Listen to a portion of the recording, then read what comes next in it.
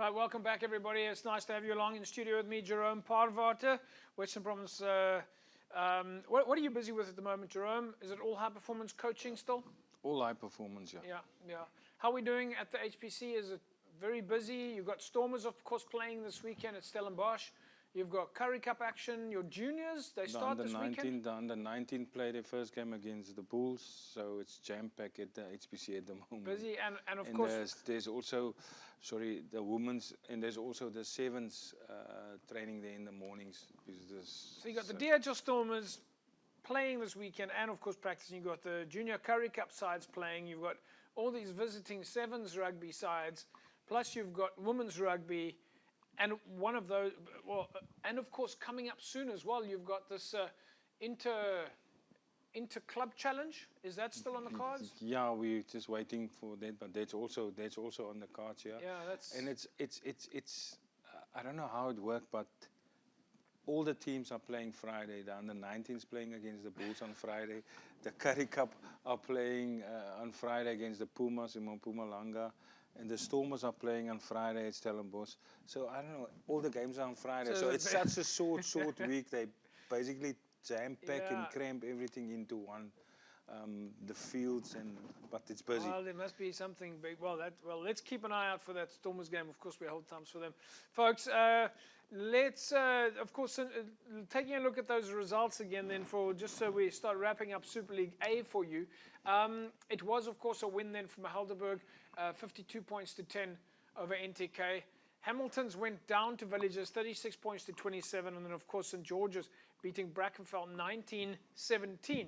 Let's quickly take a look at the log then in Super League A. So the log will give us a bit of an indication of where we stand now. There you see Helderberg. They have now already got their first points on the board. 5 log points, followed by Tygerberg, followed by Villagers, and then, of course, Marty's, St. George's, and Brackenfell. Jerome, so looking at that log over there, Tygerberg managed to secure themselves into a position to get the ball rolling. And, of course, Helderberg, as you say, they're now top of the log. For Marty's as well. Marty's, they've got 1 or 2 games out the way now, and they are, of course, sitting now at number 4, but Villagers sitting at 3 on the log. For those teams, they've done the first part of the job. They've each got their 5 points. That's what you often say by the end of the season is, did you get how many 5-pointers did you get in the season?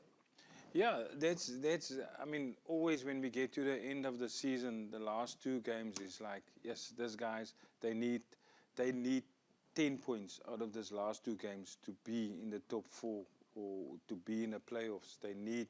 So I think it's still early in the season, but I think for those teams that get their points now, like Tygerberg, where they are now playing Marty's and get their points, and Marty's sort of play 2 games and they have 5 points, so they're going to have to catch up. But we all know that all their players are back now after the Varsity Cup, so the universities will become in play and will be stronger.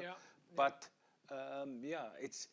I suppose it's basically almost a true reflection on the teams that we suppose that's going to be up there. We still, Molnerton and all that other guys that we know, falls by, they still have to play and still have to get points. Yeah, it's going to be interesting. Let's take a look now. Hamlets, of course, currently sitting at number 7 on the log. Let's take a look at the first half. They played against Stellenbosch second side over the weekend.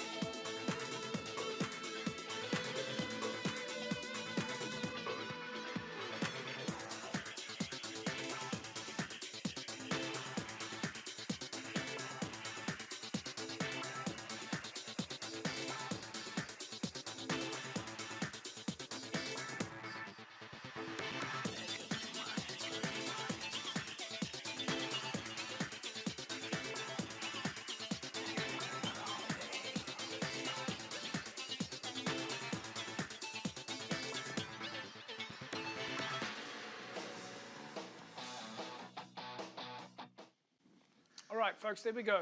Hamlets against Marty's, of course, getting themselves on the board now as well. Jerome, Stellenbosch University, Marty's, of course, currently playing in the Varsity Cup. They're having to spread themselves quite thin, but nevertheless, traveling up to Hamlets and putting on a good performance. Before I give the score away, putting on a good performance so far. Yeah, look, I've just watched now this first half, see the tries that Marty's was scoring. And it's pretty much, I can see pretty much the same guys that played against Tygerberg. Yeah. So I was supposed to go out to Hamlets and to play like that, especially like I watched in the first half. So the students were playing, and we know Hamlets like to run with the ball, but it seems like Marty's were much in control in this first half. Yeah, so the question is, do we show the second half now or not? But yes, for Hamlets though, also putting points on the board now, and folks, we will show you the second half in a second. Hamlets, for them, it's the first game of the season. For Marty's, for this side, it's the second game of the season for this side. And of course, one of these days, Varsity Cup side is going to be back as well. Do you feel that the experience is overlapping?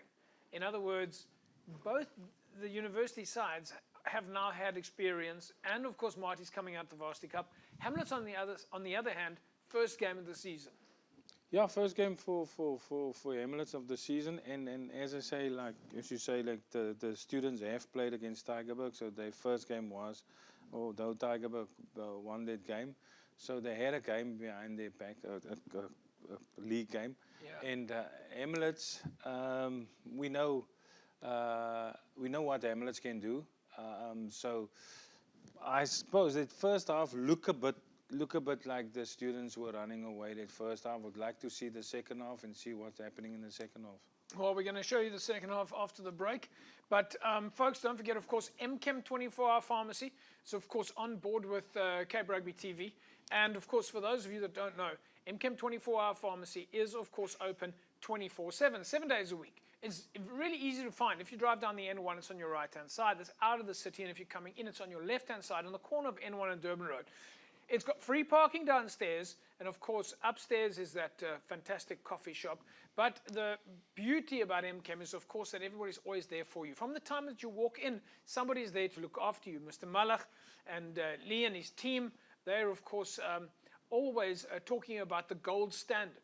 So, of course, at MChem, there's multiple zones. There's the sports supplement zone upstairs, as I said, the coffee shop as well.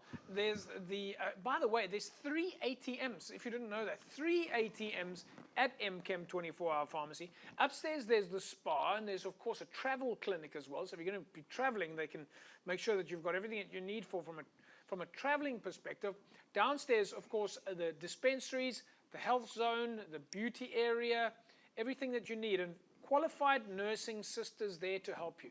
Don't forget, of course, the orthopedic and surgical zone, which if you need some equipment, and important to get the right type of equipment. If you're going to need surgical or orthopedic support, then of course MChem is there for you. And there you can see MChem in all its glory behind me right here. It's MChem 24-hour pharmacy on the corner of N1 and Durban Road. And if you buy there, or you go there to buy and you don't have it, or the MChem doesn't have it, they'll make sure that they find it for you. We'll take a break. When we come back, we'll carry on talking club rugby. Back in a sec. Don't go away.